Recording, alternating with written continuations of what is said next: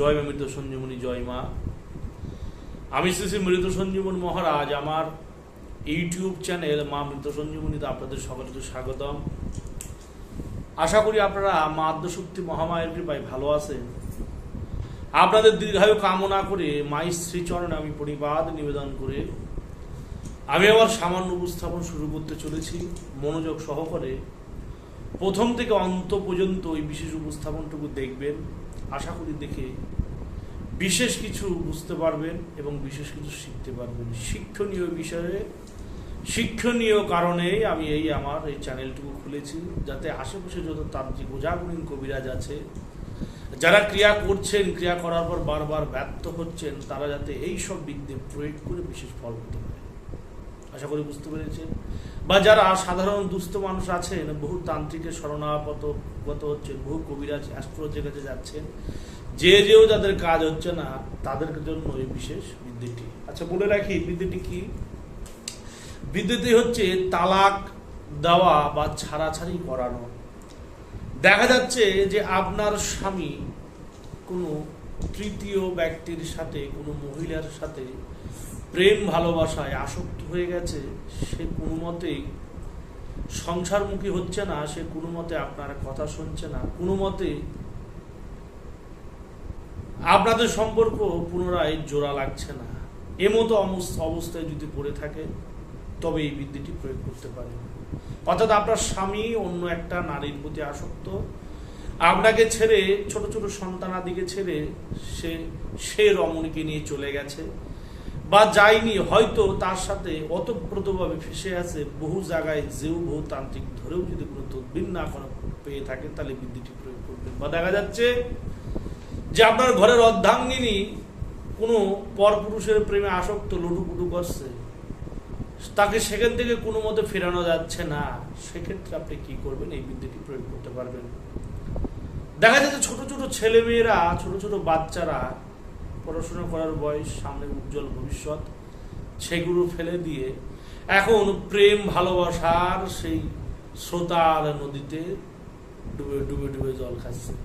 সেই ক্ষেত্রে সেই প্রেম প্রীতিতে আসক্ত সেই ছোট ছোট বাচ্চার কাছ থেকে কি করে সেখান থেকে বের করতে পারবেন?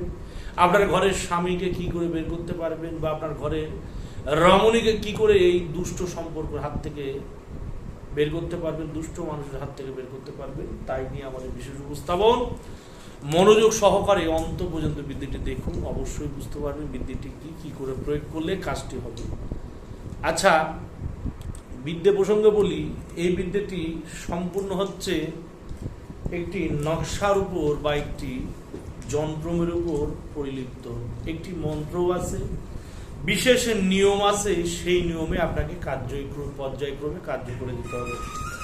মানে বিশেষ নিয়ম, বিশেষ মন্ত্র, সেই নিয়মে সেই হিসাবে আপনাকে পর্যায়ক্রমে কার্য করে যেতে হবে। কার্য করে গেলে অবশ্যই বিশেষ বিশেষ ফল পেতে পারেন। বলে রাখি বিদ্যেটি কি করে কাজ করবেন। বলছে, উক্ত একটি বিশেষ নকশা আছে, সেই নকশাটি ২০ কালি দ্বারা অঙ্কন করিতে হইবে। ২০ কালি কি?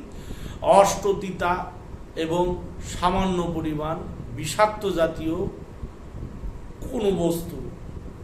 আমরা বিষাক্ত জাতীয় গাছগাছরা হিসেবে জানি হচ্ছে গিয়ে ধুতুরা, কালো ধুতুরা গাছের বীজ।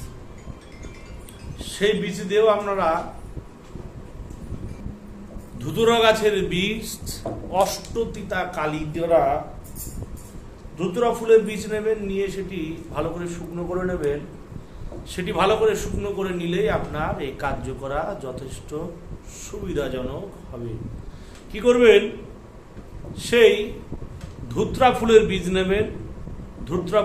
নেবেন, নিয়ে সেই ধুত্রা ফুলের বীজকে আপনি ভালো করে শুকিয়ে নেবেন, নিয়ে গুঁড়ো করে নেবেন।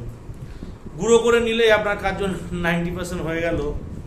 এইবার কি করবেন? আপনি সেই ধুত্রা ফুলের বীজের মধ্যে মেসুর জাফরানের কালি এবং অষ্টতিতা, নিম পাতা, করলা পাতা, মহাতিতে, এইরকম ৮ রকম তিতা জাতীয় সেই গাছের রস সেই জাফরান কালির মধ্যে দেবেন। ধুত্রা ফুলের বীজ সেই গুঁড়ো দেবেন এবং অতিরিক্ত 2টি বস্তু লাগবে, একটি হচ্ছে কুকুরের রক্ত, একটি কুকুরের পশম, এবং আরেকটি লাগবে বিড়ালের পশম।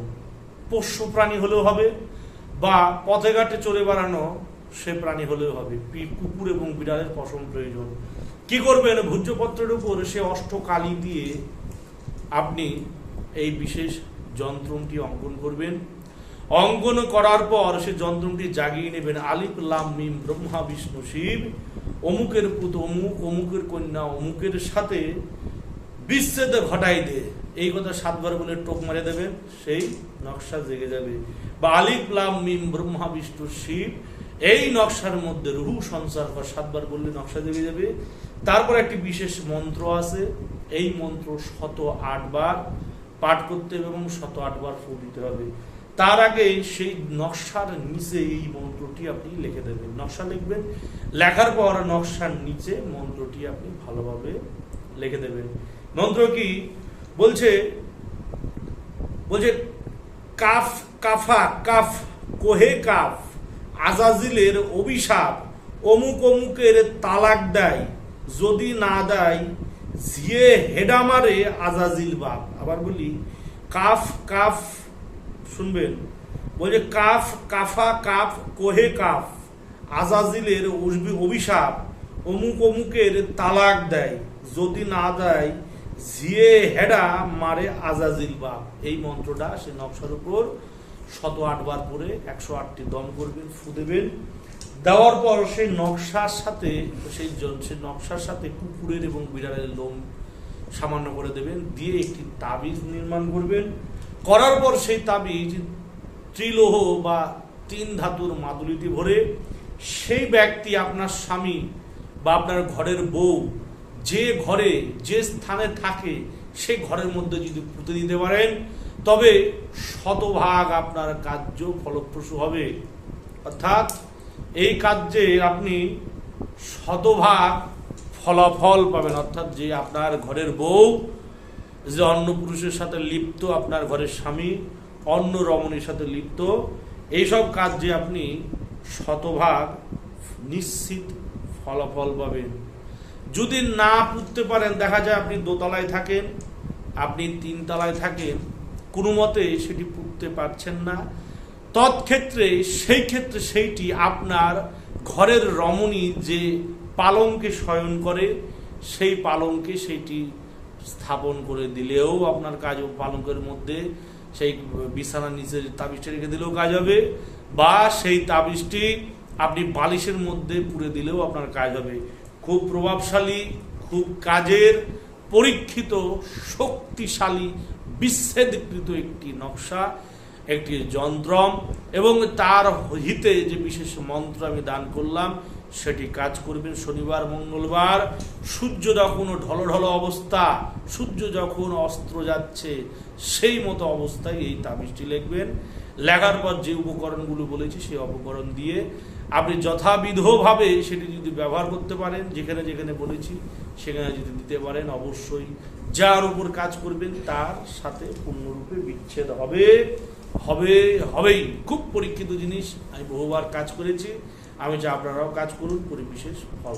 জয় মা, জয় মৃত সঞ্জীবনী, জগতের মঙ্গল করমা, জয় মা।